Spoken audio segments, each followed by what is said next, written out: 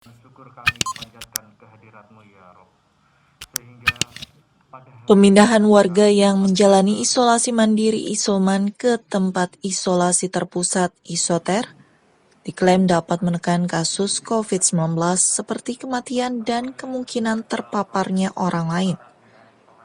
Pasalnya, saat warga menjalani isoman, ketersediaan penunjang kesehatan seperti obat-obatan, tenaga medis, pengawasan, dan sanitasi kurang memadai, sehingga dari kondisi ini rentan menimbulkan masalah baru dan proses penyembuhan menjadi terhambat. Pernyataan itu yang disampaikan Komandan Korem 083 Baladika Jaya, Kolonel Infanteri Irwan Subekti, pada Rabu 18 Agustus, usai memimpin apel gelar pasukan yang diikuti 450 personil lintas sektor. Melalui apel tersebut, para petugas diperintahkan agar memberi pengertian kepada warga isoman secara humanis, sehingga mereka mau dipindahkan ke tempat isoter. Ditambahkan Danrem Irwan,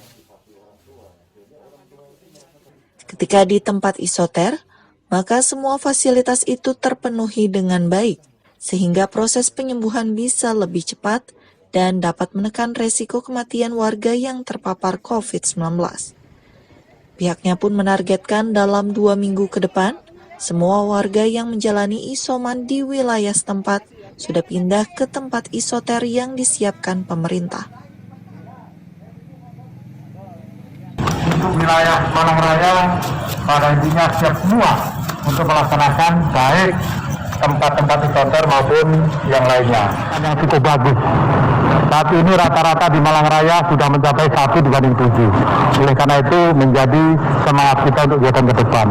Yang terkonfirmasi positif dan saat ini di isoman sampaikan bahwasanya ada kerawanan yang sangat tinggi.